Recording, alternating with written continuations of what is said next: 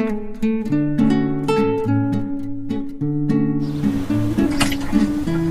Friends, welcome to Mahadi Sairam channel. ఈరోజు చెప్పబోయే కథ వివేకి. అనగనగా ఒక మోతుబరి రైతున్నాడు. అతనికి సారంగుడు అనే ఒక కొడుకున్నాడు. అయితే అతను చదివించినప్పుడు ఆ ఊర్లో ఉన్న గురువులు కానీ ఆ చుట్టుపక్కల ఉన్న జనం కానీ ఎవరైనా కానీ, నీ కొడుకు చాలా బుద్ధిమంతుడు, మంచి శ్రద్ధగా వింటాడు పాఠం, వాడికి పూర్తిగా చదివిస్తే బోళ్ళంత చదువు వస్తుంది, పైన ఉన్నత చదువులు కూడా పంపిస్తూ ఉండు, ఇంట్లో ఉంచకని చెప్పి సలహా చెప్పేవారు. అది విన్నప్పుడల్లా చాలా ఆనందంగా ఉండేది ఆ రైతుకి. అయితే కొడుకేమో నేను పై చదువు కూడా చదువుకుంటాను, నన్ను పంపించమని చెప్పి అడుగుతాడు. అడిగితే సరేనని చెప్పి రైతు ఒక ఆవు నమ్మి అతన్ని పై చదువులకు పంపిస్తాడు. వాడు కొంతకాలం చదువుకున్న తర్వాత ఇంటికి వస్తాడు, ఆరోగ్యం కుదుటపడలేదని. రాగానే వాళ్ళ అమ్మ చదువు అయిపోయిందనైనా ఏం చదువు చదివామని చెప్పి అడుగుతుంది. అడగగానే కప్పలు మాట్లాడుకునే భాష నేర్చుకున్నానమ్మా అని చెప్తాడు. అది రైతు విని, కప్పలు మాట్లాడే భాష మనకెందుకురా, అది అనవసరమైన చదువు, ఇంక చదువు వద్దు ఏం వద్దు మానేసే, హాయిగా నాదో పాటు ఉండి పొలం చూసుకో అని చెప్పి అంటాడు. అంటే సరేనని చెప్పి కొన్ని రోజులు అక్కడే ఉండిపోయి తండ్రికి పొలంలో సాయం చేస్తూ ఉంటాడనమాట. అలా కొంతకాలం గడిచిన తర్వాత మళ్ళా రైతు దగ్గరికి వచ్చి, నేను మళ్ళీ చదువుకోవడానికి వెళ్తాను నాన్న, నన్ను పంపించని చెప్పి అడుగుతాడు. రైతు ముందు కుదరదు అంటాడు. అన్నాక అతని భార్య వచ్చి, ఉన్నవాడు ఒక్కడు, వాడు చదువుకుంటానంటే చదివించడానికి ఏమైంది, పంపించండి అని చెప్పి చెప్తుంది.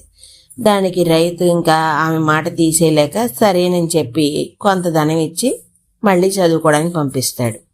వీడు మళ్ళా కొన్ని రోజులు అక్కడ చదువుకుని మళ్ళీ వస్తాడు. వచ్చిన తర్వాత రైతు, ఈసారి అయినా సరిగ్గా చదువుకున్నావా అని అడుగుతాడు. అంటే చదివాను నాన్న, ఈసారి కుక్కలు మాట్లాడే భాష నేర్చుకున్నాను అంటాడు. అంటే ఈ కప్పలు కుక్కలు మాట్లాడుకునే భాషలు మనకెందుకురా, అవి కూటుకొచ్చేనా గుడ్డకొచ్చేనా, సరే ఇవన్నీ కాదు, నువ్వు నాతో పాటు పొలంలో పని చెయ్యి, ఇంకెక్కడికి వెళ్ళొద్దని చెప్పి అంటాడు. అంటే సరేనని చెప్పి తండ్రితో పాటు ఉండిపోయి పొలం పనులు చేసుకుంటూ ఉంటాడు.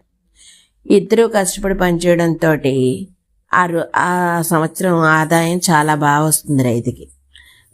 ఈ కొడుకు మళ్ళీ తండ్రి దగ్గరికి వచ్చి, నాన్న నన్ను పై చదువులకు పంపించి నేను మళ్ళీ చదువుకు వస్తాను అని చెప్పి అడుగుతాడు. ఏ కళ్ళనుంటాడో తండ్రి, కొడుకు అడగగానే సరేనని చెప్పి కొంత డబ్బు ఇచ్చి మళ్ళీ పంపిస్తాడు.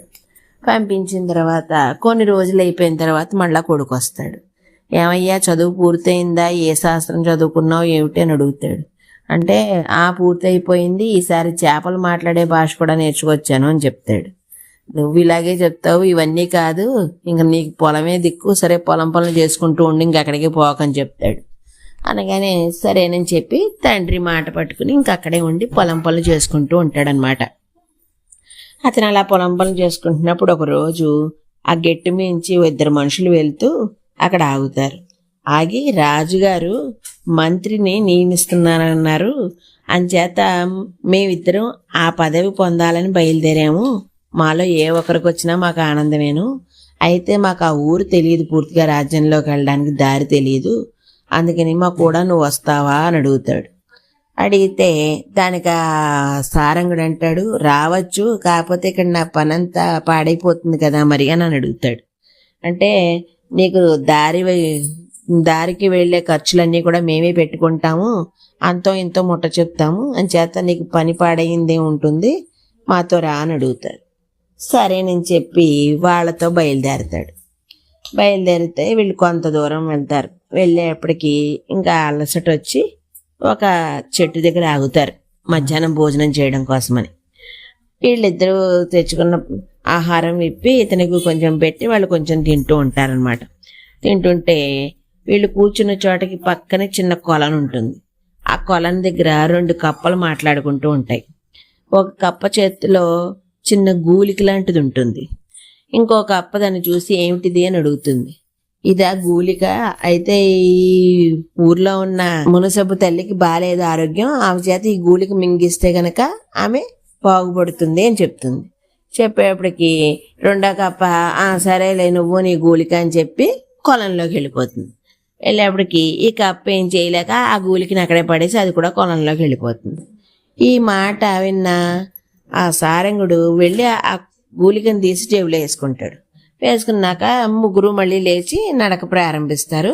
సాయంత్రం అయ్యే టైంకి వాళ్ళు ఆ ఊర్లోకి వెళ్తారు. రామాపురం అనే ఊరు అనమాట అది. అందులోకి వెళ్తారు.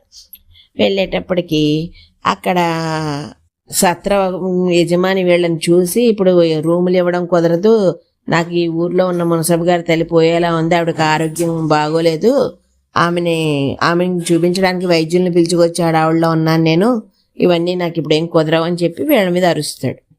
అరిస్తే సారంగుడు అంటాడు, ఆ వైద్యుడిని నేనేను, నన్ను తీసుకెళ్ళు, ఆమె బతుకుతుందని చెప్తాడు. అంటే ఆ సత్ర యజమాని ఒకసారి వీడి కేసు కింద నుంచి పైదాకా చూసి సరే నడని చెప్పి వాడిని మునసబు గారి ఇంటికి తీసుకెళ్తాడు. అయితే మునసబు గారి తల్లి చాలా సీరియస్గా ఉంటుందన్నమాట.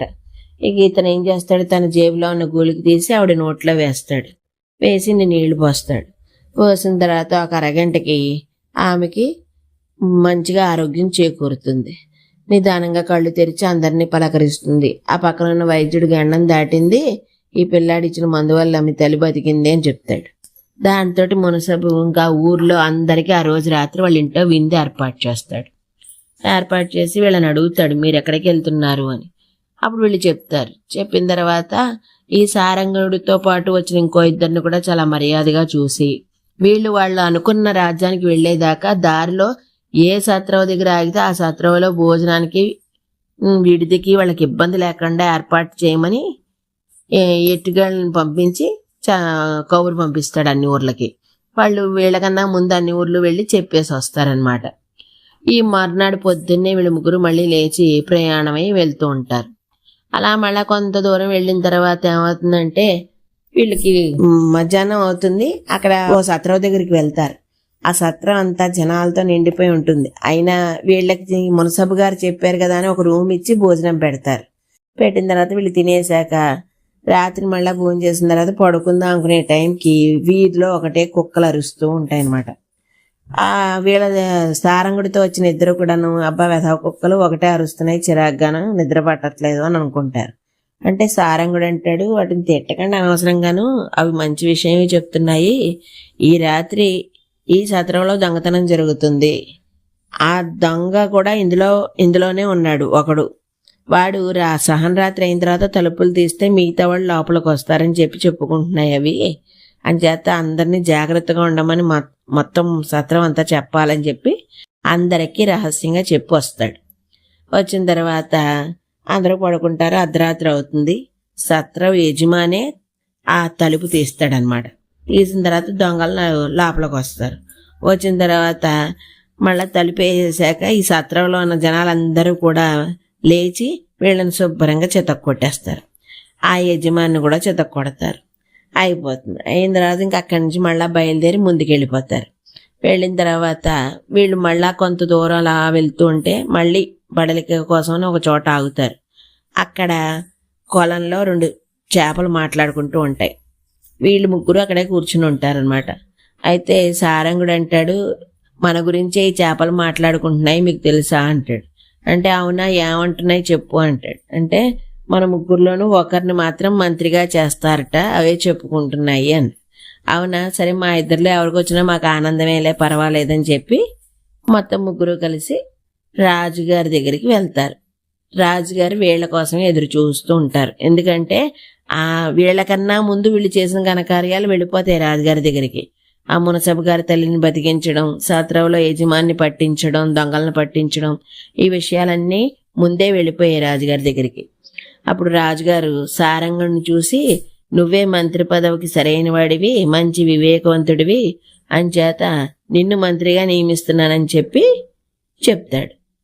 సారంగుడు మంత్రి అవుతాడనమాట. అయిన తర్వాత తల్లి దగ్గరికి వస్తాడు, తల్లి తండ్రి దగ్గరికి వస్తాడు. వచ్చి ఈ జరిగిన విషయాలన్నీ చెప్పి, ఇలా వచ్చింది, నేను చదివిన చదువు వల్ల నాకు ఈ ఉద్యోగం వచ్చింది అని చెప్పి చెప్తాడు. అప్పుడు తండ్రి చాలా సంతోషిస్తాడు. సంతోషించి, ఏదో కబుర్లు చెప్తున్నాం అనుకున్నాం కానీ నిజంగా ఇంత బుద్ధిమంతుడు అయ్యావని నేను అనుకోలేదు, సరేనైనా ఇలాగే వృద్ధిలో ఉండని చెప్పి ఇద్దరు అతన్ని ఆశీర్వదిస్తారు. ఇది కథ. ఈ కథలో నీతి ఏంటంటే, మనం ఏం చదువుకున్నా ఏం చేసినా మనకి శ్రద్ధ, ఓర్పు అన్నవి చాలా ముఖ్యమైనవి. ఆ రెండు ఉంటే చదివిన చదువు వృద్ధిలోకి వస్తుంది. దానివల్ల మంచి ఫలితాలు పొందుతాము. అవి లేకుండా చదివితే ఆ చదువు గంగపాలు అవుతుంది తప్ప ఉపయోగం లేదు. ఇది నీతి.